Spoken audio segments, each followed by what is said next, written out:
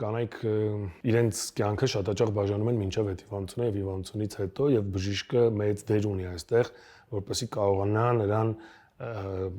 վերադարձնել,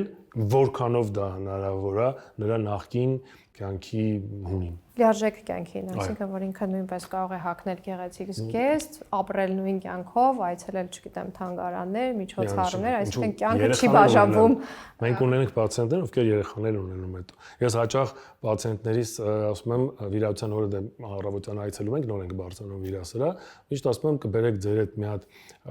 լողազգեստ, ասում են ես չեմ գրում, ասում եմ մի օր կարող գնաս լողազգեստ բեր կամ, չգիտեմ, կրծքալ, հագնում են եւ կտրվածքի ընտրությունը երբեմն անում եմ ըստ լողազգեստի, որ հետագայում եթե հանկարծ մի օր թոշմանի եւ գիտեք ինչ, այդ օրը պացիենտները այնքան տարված են լինում իրենց հիմնական հիվանդությունով, երբեմն իրենց թվում է շատ մանրուքով է բժիշկը հիմա զբաղված։ Բժիշկը ասում են ինձ սպին հետաքրքիր չի, ինձ գեղեցկություն հետաքրքիր չի, ինձ փրկի եւ Ես ուզում եմ առողջ լինել։ Հա, բայց ես ասում եմ դու հիմա տենց ես ասում, դու ուղիղ մի ամիս հետո ինձանից ուրիշ բան ես ուզելու։ Ասում եմ թող ես անեմ այն, որ դու մի ամիս հետո գոհում ես եւ միշտ այդպես լինում է։ Մի ամիս հետո նամակներ եմ ստանում, շնորհակալություն, որ ես վերադարձել եմ, չգիտեմ ինչ, ես ինքնավստահությունս գնում եմ լողավազան եւ այլն։